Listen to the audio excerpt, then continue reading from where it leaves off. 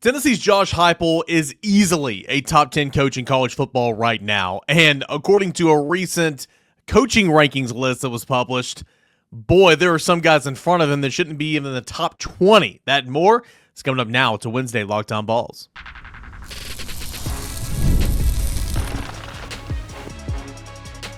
You are Locked On Vols, your daily podcast on the Tennessee Volunteers. Part of the Locked On Podcast Network, your team every day. Thank you. Wednesday morning, everybody. Welcome into Locked On Vols. I am your host, Eric Cain. Appreciate you guys being here, making Locked On Vols your first listen, your first watch each and every single day. We are a part of the Locked On Podcast Network, where it is your team every single day. Every dayers couldn't do this show without you.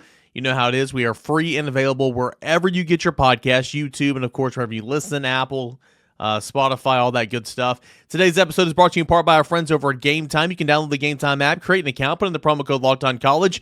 You're going to get $20 off your first purchase over at Game Time. Fun show coming up today. Josh Ward working in reverse order here. Josh Ward coming up for Ward Wednesday in segment number 3. Get his thoughts on Mike Ekeler's departure, Tennessee basketball's win over Florida, all that and more coming up in segment 3 with Josh Ward. Tennessee and Missouri tonight. Man, what a turnaround for the Tigers this year. What makes the Missouri Tigers tick? How can Tennessee knock off Missouri before heading on the road to Oklahoma this weekend, coming up in segment number 2. And then we're going to look at a coaching rankings list from Ari Wasserman at On3, and I'm going to pick it apart, because that's what these lists are for.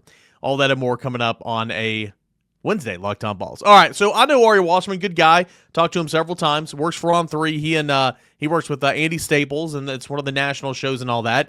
And Ari Wasserman, of course, you guys know this, VolQuest.com, On3 affiliate, all that and more.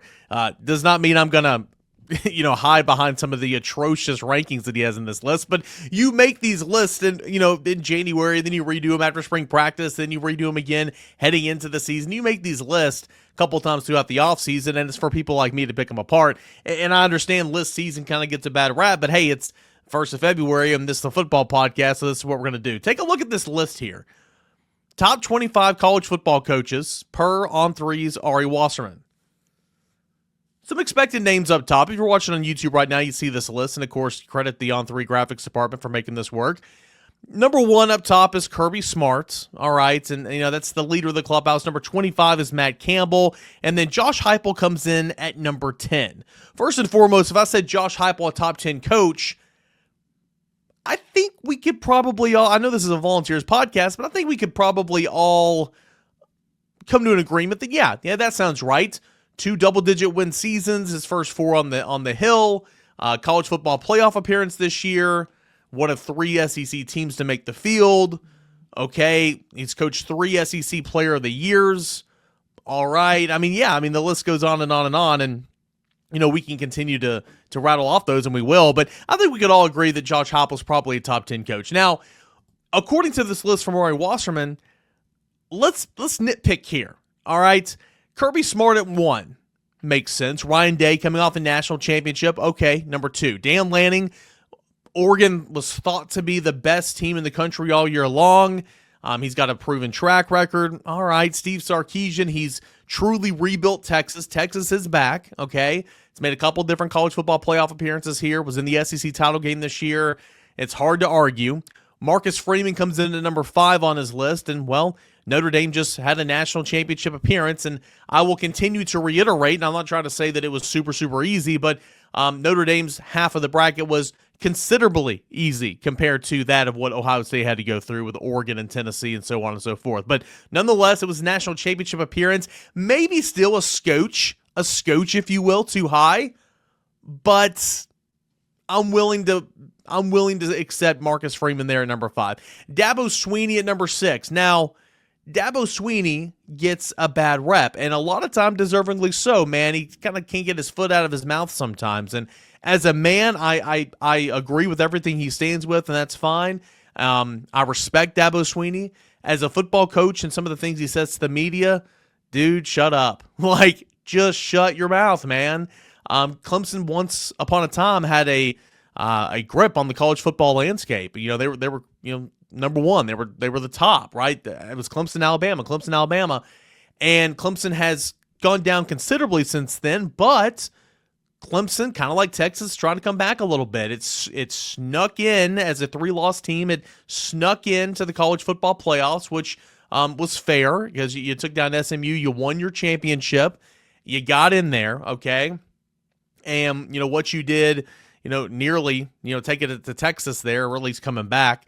But you were a college football playoff team, all right? And you got a returning quarterback that has probably been overrated throughout the duration of his career, but Kay Klubnik is going to be one of the top quarterbacks returning in college football this year. Okay, so Dabo Swinney up there in the top 10 somewhere. I would have had him down a little bit, but okay. Here's where we really get off the rails, and I mean really get off the rails. Deion Sanders, number 7. Are we still doing this?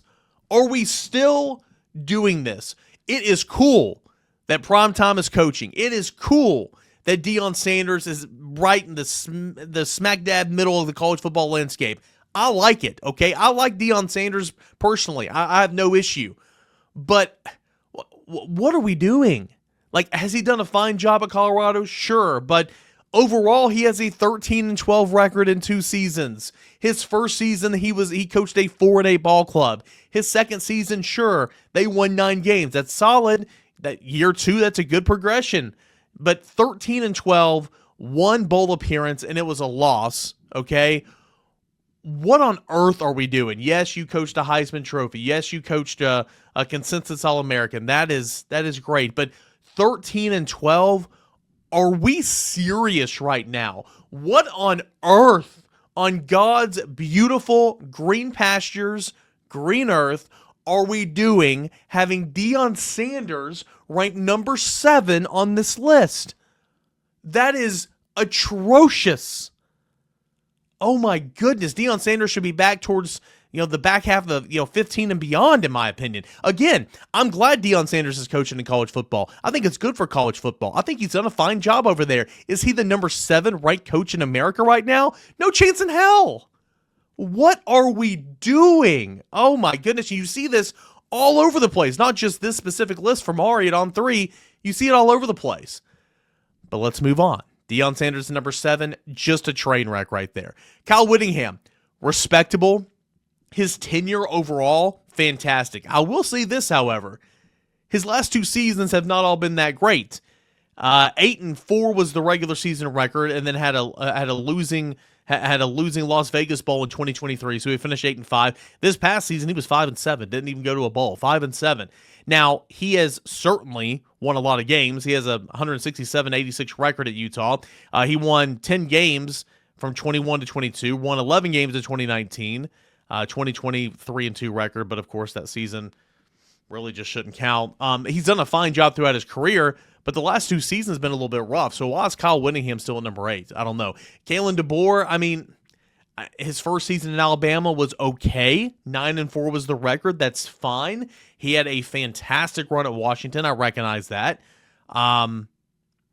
I would have Heupel in front of Kalen DeBoer right now, 100%, because Heupel's won 10 games 2 times in the Southeastern Conference, and he's got a college football playoff appearance. And yes, Whittingham did in the 4-team era, or not, excuse me, DeBoer did in the 4-team era. I recognize that, okay? He made a national championship game, came up short. I'm not saying DeBoer should be dropped significantly, but, it was an okay year at Alabama. It was an okay year. I'm not having DeBoer ranked in front of Heupel. I'm not hating on that as much as having Deion Sanders at number 7, because that is just a train wreck. Mario Cristobal at number 11, Kirk Cignetti at number 12, Kenny Dillingham at number 13, Lance Leipold at number 14. Here's something interesting. James Franklin and Brian Kelly and Lane Kiffin come in back to back to back, 15, 16, 17. In most of these rankings throughout the offseason, James Franklin, Brian Kelly, and Lane Kiffin will be ranked inside the top 10. Yet on this one, they are ranked 14th, 15th, and 16th. You guys know me. I don't want to hide it. I am not a Brian Kelly fan.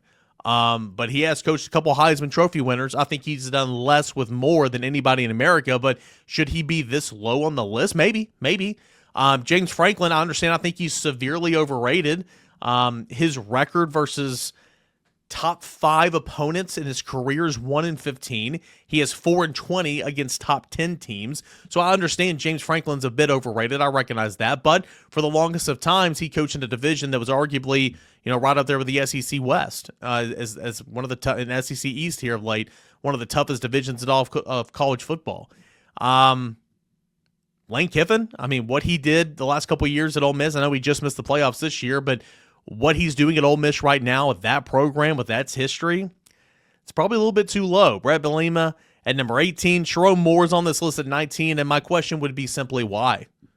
Was it his 8-5 record this year? Sure, you knocked off Ohio State. That's a big win.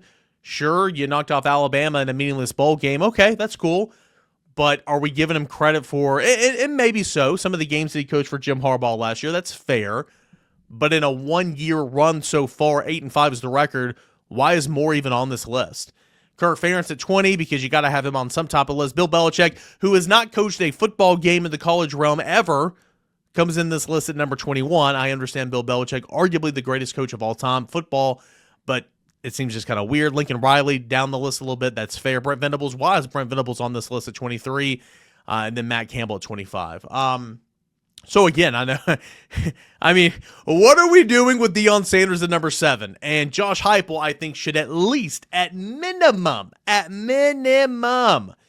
Heupel should be at number 9. You can make the case that I think Josh Heupel can be at number 8. But any way you want to spin it, Josh Heupel's a top 10 coach. Again, we've talked about what he's done throughout his tenure at Tennessee. 2 double-digit win regular seasons, 3rd coach in UT history to achieve that feat, only 4 years. Last 3 seasons, a 7.69 winning percentage. Let's see, 30 wins, 3-year stretch at UT, the winningest 3-year stretch at UT history. 10 wins versus ranked opponents since the start of the 2022 season. 14 all-conference honors, 3 SEC Player of the Year recipients, 5 All-Americans, Cheez-It Citrus Bowl win, an Orange Bowl win, and a college football playoff appearance. Hard to argue that Josh Heupel's not a top 10 coach. He should be up a couple spots, but I just can't get over how Deion Sanders is literally ranked inside the top 10 in this list. So anyway, but that's what we do in terms of coaching lists, just how we roll. All right, when we come back, what are the keys for Tennessee Tennessee basketball tonight against Missouri? All that and more is coming up next. We continue here on a Wednesday. Locked On Vols. Stay tuned. Hey guys, I want to see about our friends over at Game Time. Looking for tickets to that next big event, whether it's a concert, a comedy show, or a sports game. That's weird to say, a sports game. Finding the right ticket at the right price can be a headache, but with Game Time Picks, it's never been easier. Let me tell you how it works. With Game Time Picks, the app does all the hard work for you. It curates the best deals, so you don't have to waste time searching through endless ticket listings. Curated deals makes it super simple to find great tickets at a great price. No more shifting through thousands of different options. I recently grabbed the super deal for a prime seat at the Food City Center. I couldn't believe the value. It was a great seat. It was a steal, honestly. The seat views is a game changer. Before I hit buy, I can see exactly what my seat will look like from the venue viewing. So reassuring. And the best part, you're covered with the Game Time's lowest price guarantee. If you find a better deal somewhere else, they'll refund 110% of the difference. Plus, your tickets are guaranteed to be delivered on time with an easy cancellation options if something comes up. Ready to make your next event even better? Download the Game Time app, create an account, put in the promo code LOCKEDONCollege for $20 off your first purchase. Terms apply. Again, that's code LOCKEDONCollege for $20 off. Download Game Time today. Last minute tickets, lowest price guaranteed. Hey guys, welcome back into your Wednesday morning Locked On Vols. Big basketball game tonight for Tennessee, trying to finish off this 3-game home stretch. It didn't start great, of course, with a home loss to Kentucky, a shorthanded Kentucky ball club that night. Again, a home game that you should have won. I still, the season was not over, the sky wasn't falling, but I'll stand on the fact that was a bad loss for Tennessee. That was a bad loss. How is Tennessee going to respond? Well, Zakai Ziegler out. Igor Milicic out.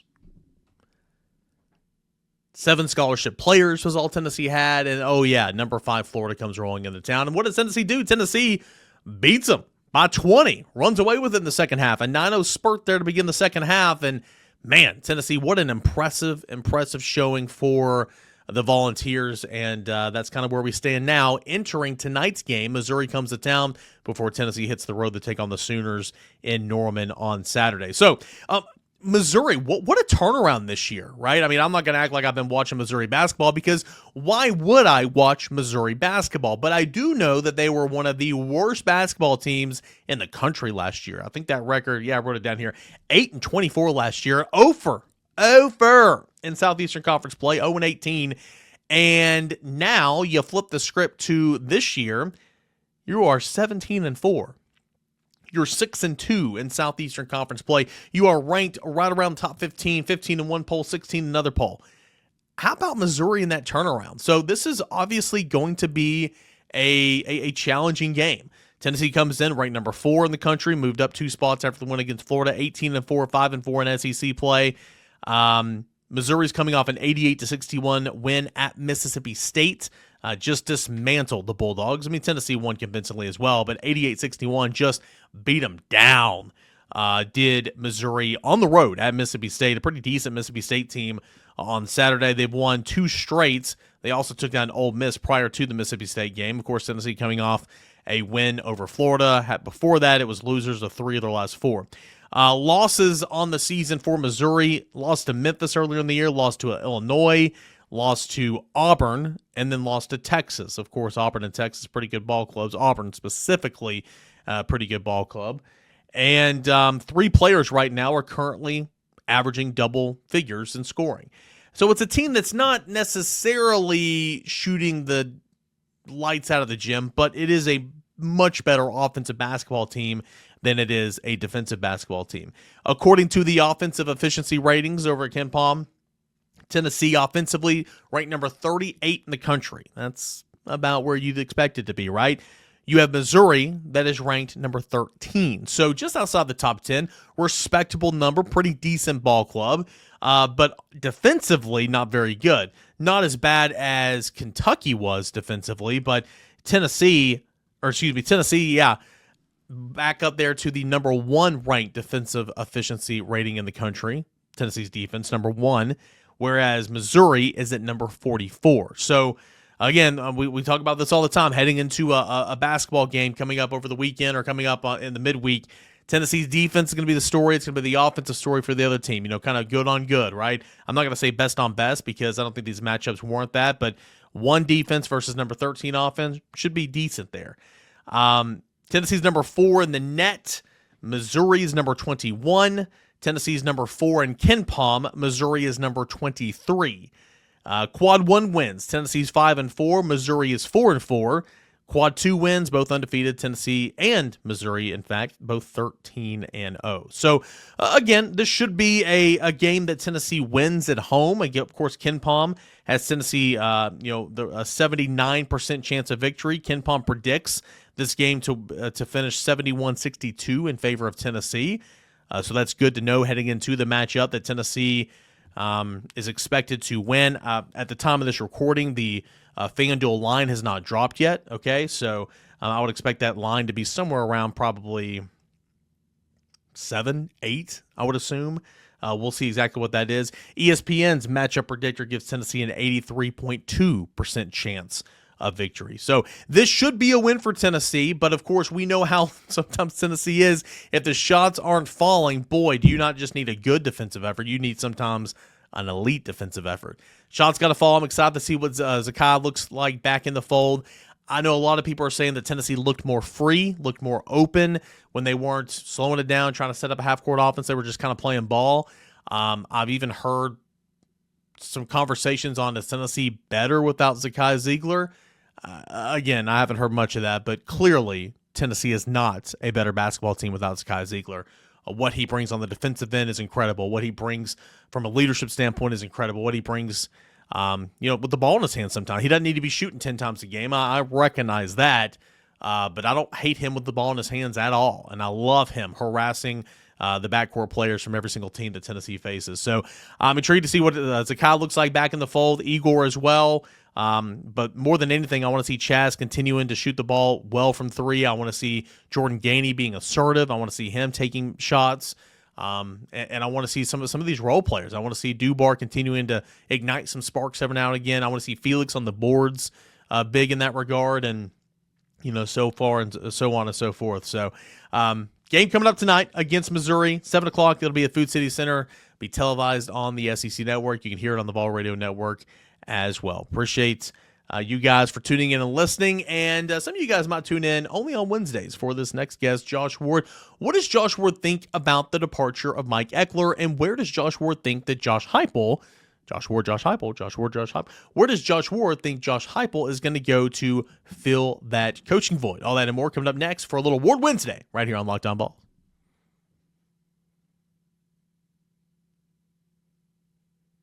Josh, a number of questions I want to ask you here on our Ward Wednesday chat. Let's start on the gridiron football. Mike Ekeler departing for Nebraska. That was, his name was always linked to Nebraska when they had a special teams opening, and he's coached there before, and he's got family in the state and all that and more. So Eckler's going back to Nebraska. What do you think Tennessee will do in terms of replacing him in the quote-unquote on-the-field staff, which I know there's more than 9 on-the-field coaches nowadays? Right. This was no surprise, and it had kind of trended this direction with the anticipation of Mike Ekeler's contract ending, knowing that he could end up going back to Nebraska. So that part was not a big surprise. And for Tennessee, my guess is that promoting from within and also splitting up duties, because as you mentioned, we can talk about the full-time assistants, but there are already analysts in place, people who are working day to day. Somebody like Coach Chop, who gets talked about a lot. His name is probably as well known or talked about by fans as much as some of the full-time assistants already are. And then with special teams duties, I think those will continue to be spread out. I don't know what it means for titles, but those are duties that are already spread out. They were with Mike Ekeler in place as the special teams coordinator, and I think that will continue to be the case. But with Chop, he's a guy that was already making more than $300,000. He's a guy that was making he's been making more than what I think David Cutcliffe was when he came back in 2006 to be the offense coordinator, which is now nearing 2 decades ago. But that's just kind of that shows you how valued he is and how much things have changed and what is spent, what schools are able to do with their resources to build out staffs beyond their full-time assistant coaches. So there's a chance that Tennessee can improve in recruiting here, and from a day-to-day coaching standpoint, keep a lot of things similar to what they've been. Yeah, I don't know. I haven't checked the entire staff salaries, after this season, and I don't think I did last season. But my point I'm getting at, Chapa's making more than 2 or 3 of the assistants when they were hired. So, that goes to show you how well compensated he is as an analyst. And, from me, I feel like, right, wrong, and different. We can all have opinions, but Josh Heupel's made a lot of, promotions from within. And, Kelsey Pope, Joey Halsey's a little different. He was already quarterback's coach, but, promoted him. Alec Ablin. This, if it is Chop who gets the job, which I assume it will be, this would be the one that makes the most sense of it all. It's like, okay, well, it's a guy that's already such a huge point of your football team and a huge footprint in recruiting. It's like this one's like, okay, well, yeah, this one makes some sense. Yes, from a recruiting standpoint, that's what some of this has to come back to, because getting talent, acquiring talent is such an important part of what an assistant coach does. He's already been valued, I would say, more than some assistant coaches for sure when it comes to recruiting and getting players to campus. So that will continue. And again, this is an assumption with him getting promoted. But Adam Sparks' story back in the fall, late fall, showed that there was only one analyst in the SEC making more than Chop at Tennessee. And that analyst was actually probably working under a previous assistant coach contract where he was retained at Texas A&M with the coaching change, Mike Elko coming in. So this is just, to me, it's probably, you're right, the easiest choice for Josh Heupel in terms of one coach out and somebody else on the staff rising up, because financially, Chop was already in that position to begin with. We'll say football real quick. Spring practice a couple weeks away. It's got a little bit to go, but they're going to be out there before we know it, sometime next month. Outside of David Sanders, who would you say immediate playing time from this freshman class? I think David Sanders is going to be your starting right tackle. Maybe not day one, game one, but I think he's going to work to get there. But I feel like there's a lot of opportunities for a lot of these guys in the 2025 class to not only see the field, but to see significant playing time. Who are some other names that you would expect to see a lot of next fall? Yeah, Sanders is obvious because of his talent, his compensation coming in the position of need at tackle. I would also look at the skill positions on offense. Tennessee has great need at wide receiver. Now, when I bring those guys up, I recognize there will also be skepticism. Okay, is a freshman really going to get on the field at wide receiver? I don't know, maybe, but Travis Smith has a ton of talent. He's also one of the highest rated guys in this class. Rodarius Jackson is a player that they like a lot at wide receiver. So with the playing time that's available and what should be wide open competition, I would look there. And then Morris at running back. That's a group that I don't know if there's going to be a clear lead back. Could be Peyton Lewis. Maybe he emerges and becomes that guy, but Lewis and Deshaun Bishop and then Star Thomas transferring in. But Morris, who they were able to flip from USC late, I think is another player that I would watch. So with Dylan Sampson gone at running back and with a brand new looking group at wide receiver, plus those are positions where if you're capable, you should be able to get on the field. I say should because, again, I recognize the conversations we've had here in the last couple of years in this past season with somebody like Mike Matthews, but there should be an opportunity for at least one or two freshmen to get on the field. Let's go to basketball, and Tennessee had lost 3 of 4. Tennessee is coming off fans can debate this as much as they want, but in my opinion, I thought the Kentucky loss was a really bad loss. Not that Kentucky's a horrible team, but I mean Kentucky was down a couple of guys. You were playing at home, like that's just a game that you had to have. Tennessee lost that one. Again, 3 of the last 4, coming into another home game against a top 5 ranked Florida team. Zakai Ziegler's not playing. Igor Milicic's not playing. You have 7 scholarship players, and Tennessee turns around and beats them by 20. What a win for Tennessee. How impressive was that win for the Vols, and what can a win like that mean in the big picture stuff for this season for Tennessee? Yeah, it was really impressive the way Tennessee turned around and beat Florida the way that it did, especially having seen the performance in Gainesville just a few weeks earlier. A 50-point swing is pretty remarkable when you also take away Zakai Ziegler and Igor Milicic, who are so important for what Tennessee is able to do. And I think that last week was a reminder of what the sport is, especially in the league this year, where Tennessee in the same week can have the issues that it did against Kentucky. And part of it is shots not falling. Tennessee didn't hit a ton of shots against Florida. They hit more shots and locked in completely on the defensive end and were better because of it. But in the same week, Tennessee can have such a disappointing performance and result against Kentucky and then have one of the performances that Rick Barnes feels best about from his time at Tennessee in a decade. So both of those things can happen in 1 week. And I think that it's a reminder that over the next several weeks, there still could be a little more roller coaster action to how this season goes. But the win against Florida was huge. That's a team that Tennessee is battling for a number 1, number 2 seed in the NCAA tournament. That is something that's really going to help Tennessee's resume to win that game by 20 points later in the season. And then to the team's mindset, playing without Zakai Ziegler and Igor too, guys having to step up. That will happen again later this season where guys are going to have to step up and carry their roles. And they were able to do it so impressively. Expecting that kind of effort and that kind of energy for 40 minutes is not realistic every single game, as much as you want to see it. But it shows what Tennessee is capable of when they completely lock in. Their defensive effort at Auburn and the defensive effort and energy that they showed against Florida tells me that Tennessee can play with and beat anybody in the country. What do you make of this week? A couple slated games coming up tonight. You're finishing off that 3-game home swing at home against Missouri, and then you're going to hit the road and take on Oklahoma, who was, I think, started, 13-14-0 at one point in time. What do you make of this week? What does Tennessee need to do? Zakai Ziegler expected back tonight, and Igor Milicic was back at practice on Tuesday. Yeah, do not overlook either opponent.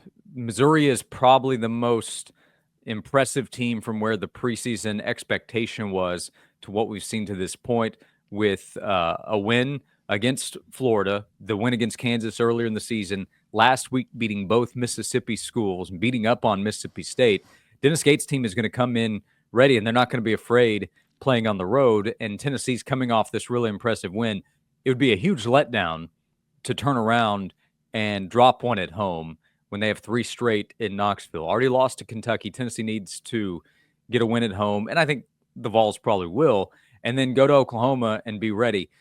If Tennessee loses this weekend on the road, it would be disappointing. I don't think it would change much because of what playing on the road in the SEC is like, but a good chance to get 2-0 week here for Tennessee. And if that happens, that can help strengthen Tennessee's position, which right now might be as a number 1 seed in the NCAA tournament. So they're halfway home in SEC play, and Tennessee is in as good of a position, even with the kind of up and down play we saw in January. Just about everybody, almost everybody, has dealt with up and down play.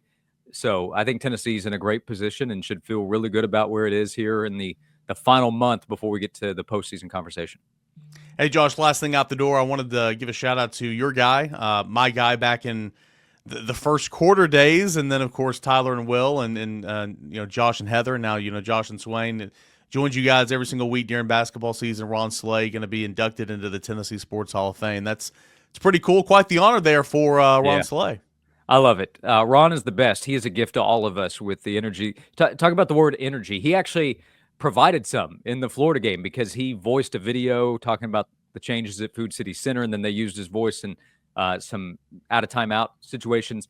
Everything you see and hear with Ron Slay is the real deal, and he loves Tennessee. He loves Tennessee fans, and he is very much deserving. I hope this helps people either learn or remember what Ron was on the court as well. He was the SEC Player of the Year. He is a true SEC legend, and he's very deserving of being a Tennessee Hall of Famer. I love Ron. When's he join your show every week? Tuesdays? Every Tuesday, yeah. So he was on with us yesterday, and it's once a week for a full hour. We call it the Sleigh Ride. So every Tuesday in the 1 o'clock Eastern time hour, we talk SEC and college basketball with Ron Slay. You got that. You got the newsletter coming up Friday morning where you can sign up for free in the show notes of this episode and all that. And it's Josh and Swain, noon to 3 weekdays on 99.1 The Sports Animal. Josh, as always, man, thanks so much. Yeah, thanks, Eric. Great stuff as always there from Josh Ward every Wednesday right here on Locked On Vols. We call it Ward Wednesday. All right, guys, thank you so much for joining us here on today's show, Locked On Vols. Almost at 15,000 subscribers on YouTube. So if you're watching this right now, hey, please subscribe to the channel, especially if you watch frequently. Please subscribe to the channel. If you're listening right now and are active on YouTube, please go find us, Locked On Vols, subscribe to the channel. That helps the show grow and get it in front of more and more Tennessee fans. Can't thank you guys enough. We'll come back. We'll talk about hopefully a Tennessee basketball win and so much more on a Thursday Locked On Vols. This is Locked On Vols.